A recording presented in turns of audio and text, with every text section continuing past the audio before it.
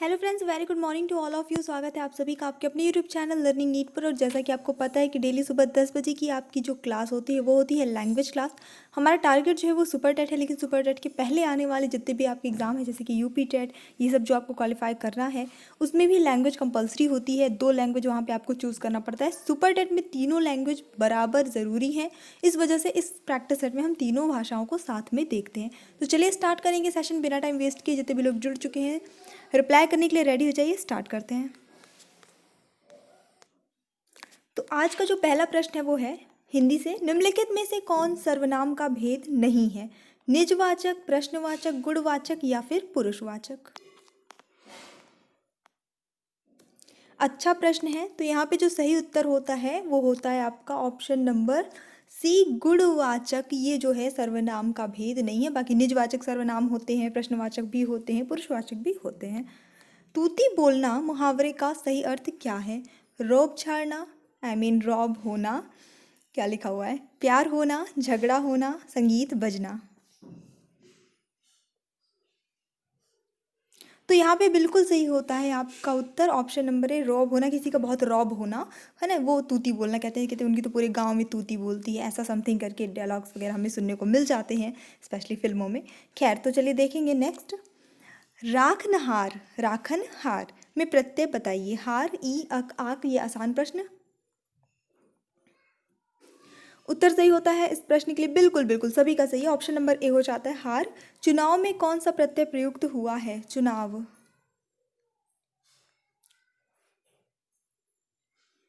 और सही यहाँ पे उत्तर आपका जाता है ऑप्शन नंबर डी, आव यूज हुआ है। चुन, फिर उसके बाद आओ मिलके बना है चुनाव। ठीक है। राक्षस शब्द का पर्यायवाची है क्या? अदृश्य, चक्षु, दानव, असुचि। और सही उत्तर होता है इस प्रश्न के लिए आपका दानव। अगला प्रश्न, संलग्न शब्द से कौन सा उपसर्ग जुड़ा है? अब ये अच्छा प्रश्न है, देखिए। सन, सम, सम या संक। और उत्तर सही होता है इस प्रश्न के लिए आपका ऑप्शन नंबर बी, सम जो है वो जुड़ा है। अक्सर पूछा जाता है, संस्कार पूछा जाता है, संकल्प पूछा जाता है, यहाँ संलग्न पूछा है, उसमें सम उपसर्ग जुड़ा हुआ है। ठीक है, भले ही अंक की मात्रा हमें यहाँ पे दिखाई पड़ती है। दुस्साहस शब्द में उपसर्ग जुड़ा है क्या? दुस, दुर, दुह, दुस। फटाफट से गेस करिए यहाँ पे उपसर्ग। बिल्कुल बिल्कुल, तो यहाँ पे आपका ऑप्शन नंबर ए सही हो जाता है। दुस उपसर्ग जुड़ा हुआ है। लिखेंगे भले ऐसे हम यहाँ पे दुस्साहस करके विसर्ग लगा के। स्वामी दयानंद सरस्वती ने हिंदी के द्वारा, अच्छा पहले समझ लीजिए कि इस प्रश्न में आपको करना क्या है। इसमें 4 वाक्य हैं, इनमें से आपको सही वाक्य जो है वो शुद्ध वाक्य जो है वो चुनना है, क्योंकि चारों वाक्य में कुछ ना कुछ अशुद्धियाँ हैं 3 में, और एक जो है वो शुद्ध है। स्वामी दयानंद सरस्वती ने हिंदी के द्वारा जनता को जगाया। स्वामी दयानंद सरस्वती ने हिंदी द्वारा जनता को जगाया। स्वामी दयानंद सरस्वती हिंदी द्वारा जनता को जगाए। हिंदी के द्वारा स्वामी दयानंद सरस्वती ने जनता को जगाया। चीज़ एक ही है, थोड़ा थोड़ा सा अंतर है सभी में। तो बिल्कुल यहाँ पे जो शुद्ध हो जाता है वो होता है स्वामी दयानंद सरस्वती ने हिंदी द्वारा जनता को जगाया। ये सही उत्तर हो जाता है इस प्रश्न के लिए। कौन सा छंद 22 से 26 वर्ण और 4 चरणों वाला होता है? दोहा, सोरठा, सवैया, कवित्त। जिसमें 22 से करीब 26 वर्ण होते हैं और 4 जो है वो चरण होते हैं। तो बिल्कुल यहाँ पे आपका ऑप्शन नंबर सी सही होता है, सवैया। वीर तुम बढ़े चलो, धीर तुम बढ़े चलो, सामने पहाड़ हो, सिंह की दहाड़ हो, तुम कभी रुको नहीं, तुम कभी झुको नहीं। ये पंक्तियां जो है इनमें कौन सा रस प्रयुक्त हुआ है आपको बताना है। भयानक रस, रौद्र रस, वीर रस या अद्भुत रस। बहुत फेमस ये कविता है। और बिल्कुल यहाँ पे सही उत्तर है, क्योंकि पहले ही लिखा हुआ है वीर के बारे में, वीरता की दिखाई जा रही है, बताई जा रही है, मोटिवेट किया जा रहा है। तो बिल्कुल वीर रस जो है यहाँ पे सही उत्तर हो जाता है। अब यहाँ पे आपको बताना है रीशकम किसका पर्यायवाची शब्द है? कन्या का, कामदेव का, और ऑप्शन देख लेते हैं, इंद्रिय का या फिर इंद्र का। तो यहाँ पे जो सही उत्तर होता है आपका वो हो जाता है इंद्रिय का। करेक्ट आंसर इंद्रिय। ध्यान रखिएगा इसको, थोड़ा सा अलग था ये। उपशब्द का क्या अर्थ है? सृष्टि, समीप, उपहार या उपकृत?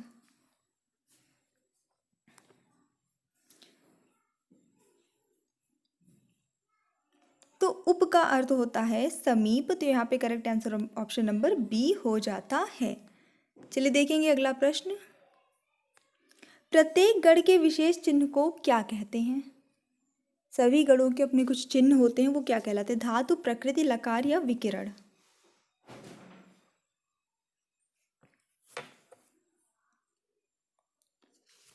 बिल्कुल बिल्कुल, ये आपका प्रश्न जो है वो संस्कृत से है, गढ़ वाला प्रश्न है। हालांकि गढ़ आपके सिलेबस में उतना नहीं आता है, लेकिन क्योंकि कई बार यूपी टेट में पूछा जा चुका है तो हम इसको इग्नोर नहीं कर सकते, इंपॉर्टेंट टॉपिक होता है ये। और अगर कहा जाता है कि आपसे 10th या 12th लेवल की संस्कृत व्याकरण आपके सिलेबस में है, तो उस व्याकरण में गढ़ भी जो है उस सिलेबस में है, तो बिल्कुल पूछा जा सकता है, इसमें कोई डाउट नहीं है। तो यहाँ पे जो सही उत्तर हो जाता है इस प्रश्न के लिए वो होता है ऑप्शन नंबर डी, विकिरण कहा जाता है। अगला देखेंगे, पृष्ठ का संधि विच्छेद क्या होगा? पृष्ठ, ऑप्शन नंबर यहाँ पे ए बिल्कुल सही जाता है। पृष्ठ धन थ ऐसे और बन जाता है वो पृष्ठ। वाक धन ईश, ये फेमस है काफ़ी। क्या बनेगा जब इसकी संधि होगी? तो वाकीशः, वागीशः, वागईशः या फिर वागीशः?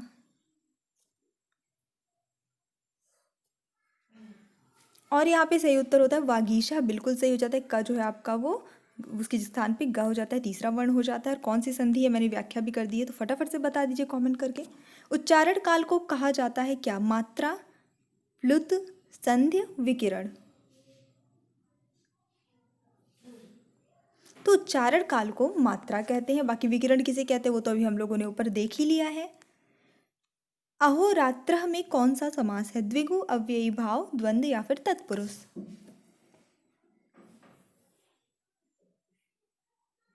तो अहोरात्र में भी जो है वो द्वंद्व समास है। और इस तरह का एक उदाहरण एक दिन मैंने आपको और दिया था जिसमें अहो करके था, ठीक है। ऐसे में द्वंद्व समास होता है, और द्वंद्व समास के भी कई भेद होते हैं जिसकी व्याख्या मैंने उसी दिन आपको की थी।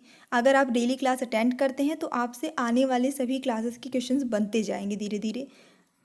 जिन लोगों ने प्रीवियस क्लासेस मिस कर दी हो तो आप चेक कर सकते हैं, सारी क्लास अवेलेबल है। प्रत्यहम का संधि विच्छेद क्या होगा?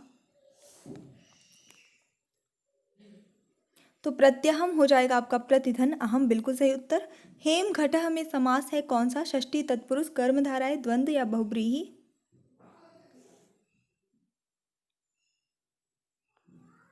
और सही उत्तर होता है यहाँ पे आपका षष्ठी तत्पुरुष समास है।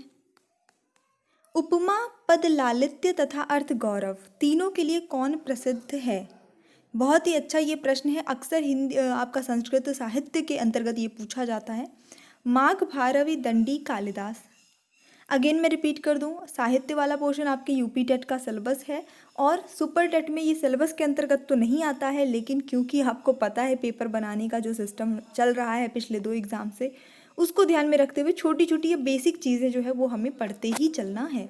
ऑप्शन नंबर यहाँ पे ए सही होता है। माघ जो है ये तीनों के लिए प्रसिद्ध है। अगला देखेंगे, change the voice and choose the correct option in the given sentence. Voice change करनी है। The difficulty will not deter me, इसको कैसे हम जब लिखेंगे पैसिव वॉइस में तो क्या होगा? The difficulty will not deter me, simple सा आपका एक है, ये विल नॉट लगा हुआ है, मतलब ये फ्यूचर टेंस की बात हो रही है। तो चलिए देख लेंगे, यहाँ पे मी लगा है तो ये जो अब आपका ऑब्जेक्ट की जगह पे आएगा, तो कभी भी ऑब्जेक्ट जो है मी से स्टार्ट, सब्जेक्ट जो है मी को हम सब्जेक्ट की जगह पे नहीं लिखते हैं, इसकी जगह पे हम आई लिखते हैं। तो यहाँ पे आया आना चाहिए, तो फर्स्ट पहले तो ये वाला और ये वाला आपका वैसे ही टर्मिनेट हो गया, आई वाला ही होगा, ठीक है। और उसके बाद क्योंकि जिस टेंस की यहाँ पे बात हो रही है वो हो रही है फ्यूचर टेंस की बात हो रही है, तो आई के साथ हमें फ्यूचर शो करना है तो विल लगाना पड़ेगा। तो ऑप्शन नंबर यहाँ पे सी ही सही होगा। I will not be deterred by the difficulty, ठीक है, बाय लगाया, और ये जो आपका द डिफ़िकल्टी यहाँ सब्जेक्ट था वो गया है लास्ट में ऑब्जेक्ट की जगह पे, द डिफ़िकल्टी, क्लियर। और ये डिटर्ड था तो इसकी थर्ड फॉर्म हो गई तो डिटर्ड हो गया। अगला देखेंगे, ये छोटी छोटी बेसिक्स हैं, अगर आपको ध्यान है तो कभी धोखा नहीं होगा, गलती नहीं होगी। Naren said why are you still waiting here Vinod?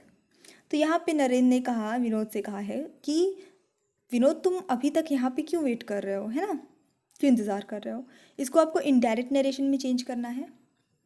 तो पहली बात तो ये पूछ रहा है, क्वेश्चन पूछ रहा है ना कि तुम ऐसा इंतज़ार क्यों कर रहे हो, मतलब अभी तक इंतज़ार क्यों कर रहे हो। तो इसलिए आस्क्ड हो जाएगा सैड की जगह पे। तो नरेन आस्क्ड, और किससे पूछ रहा है, विनोद से, तो विनोद इस तरह से आपका सभी में आएगा। और उसके बाद नरेन जो है वो विनोद से क्या पूछ रहा है। तो जब कभी भी आपका ऐसे इंट्रोगेटिव में होता है या फिर WH में होता है तो डायरेक्ट आपको दैट वगैरह लगाने की ज़रूरत नहीं पड़ती, आप डायरेक्ट लिख सकते हैं। तो ये एलिमिनेट हो गया, ये एलिमिनेट हो गया। अब कौन वेट कर रहा है, विनोद वेट कर रहा है, एक थर्ड पर्सन वेट कर रहा है, उसके लिए हम ही लगाएंगे, ठीक है।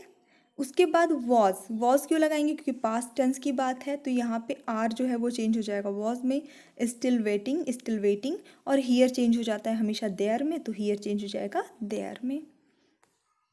दिस चेंज दैट में होता है, हियर चेंज देयर में हो जाता है। इस तरह से हर चीज़, यहाँ वाली चीज़ वहाँ में चेंज हो जाती है। He said to her, why didn't you put on the brakes. अब ये आप अपने से करिए, क्योंकि थोड़ा सा ये ऊपर जो बताया था कुछ कुछ वैसा ही है। उसने उससे कहा, मतलब एक लड़का है, उसने किसी लड़की से कहा, राइट, हर है तो इस चीज़ का हमें ध्यान रखना है। Why didn't you put on the brakes. चलिए देख लेते हैं। बिल्कुल, अगर आपने ऑप्शन नंबर ए ही गेस कर लिया है तो सही है। ही आस्क्ड हर, क्योंकि पूछा जा रहा है तो हमें आस्क लगाना है, ये तो पता है, तो ये तो वाला एलिमिनेट हो गया है पहले ही। ही आस्क्ड हर, और अभी जैसे मैंने बताया कि आपको दैट लगाने की नहीं ज़रूरत है जब डायरेक्ट ऐसे क्वेश्चन WH क्वेश्चन किया जा रहा है, तो दैट भी नहीं लगाइए, दो बचा। फिर वाई शी, क्योंकि लड़की, मैंने भी कहा था ना लड़की से पूछा जा रहा है, तो वो चीज़ ध्यान में रखनी है, शी ही लगेगा, वाई शी। उसके बाद यहाँ पे डिडंट लिखा हुआ है जो कि चेंज हो जाता है परफेक्ट में, ठीक है, पास्ट है तो आपका परफेक्ट में चेंज हो जाएगा। Hadn't put on the brakes, ये आपका सिंपल पास्ट का था हेल्पिंग वर्ब, ये आपका पास्ट परफेक्ट टेंस का हेल्पिंग वर्ब हो गया। फिर पुट का जो थर्ड फॉर्म है वही लगा है, पुट का थर्ड फॉर्म पुट ही होता है।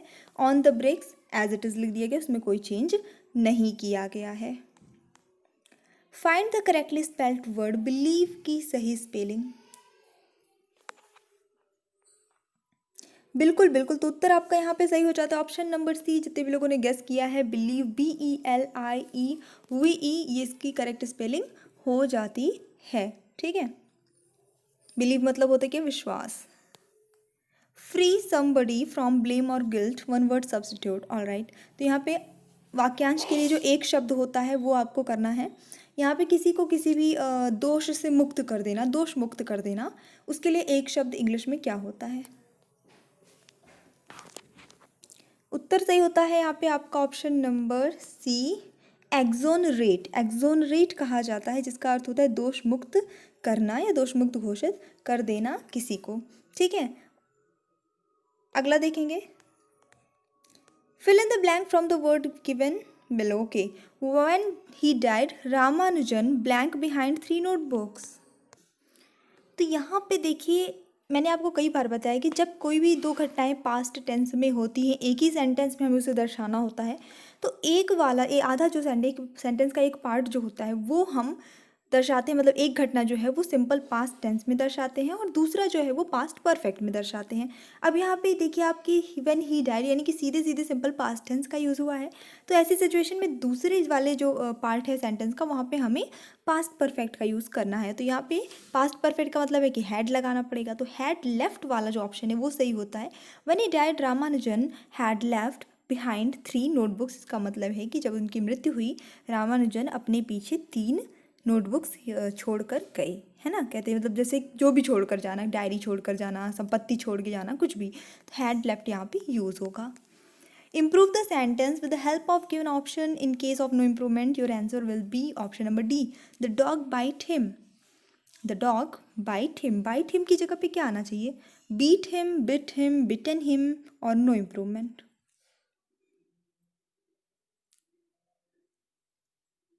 तो देखिए बाइट मतलब क्या होता है, दांतों से किसी चीज़ को काटना।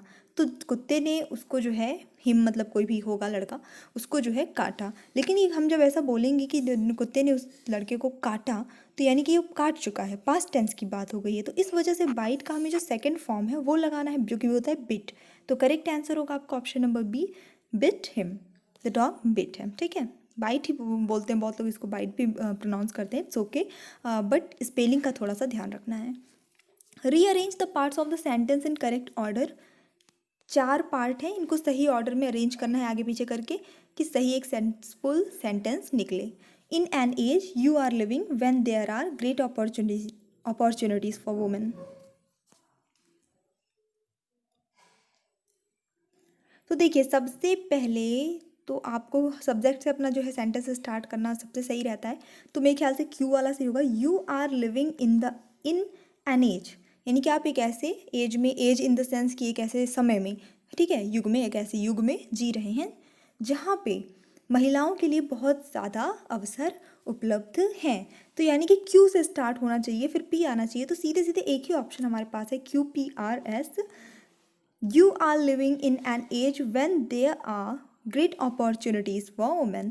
और फिर यहाँ पे फुल स्टॉप ऑलरेडी लगा हुआ है, जिससे समझ में आता है कि लास्ट सेंटेंस है। क्लियर? चलिए देख लेते हैं हमारा next question. Please hold your tongue in this matter otherwise you will repent. Hold your tongue का मतलब क्या होता है? जबान पे लगाम लगाना। शुद्ध हिंदी में मैं आपको समझा रही हूँ। जुबान पे लगाम लगाना, जिसे हम हिंदी में कहते हैं, वही चीज़ है, ठीक है। इंग्लिश में हम उसको एडम एंड फ्रेजेस में जब पढ़ते हैं तो होल्ड योर टंग पढ़ते हैं। उसका अर्थ क्या होगा, ये आपको गेस करना है ऑप्शन में से। तो क्योंकि मैंने ऑलरेडी आपको हिंदी में समझा ही दिया है, तो ऑप्शन नंबर ए ही सही होता है, बी साइलेंट, यानी चुप हो जाना, ठीक है, चुप रहना, किसी भी बात पे चुप रहना, उसके लिए कहते हैं हम होल्ड योर टंग।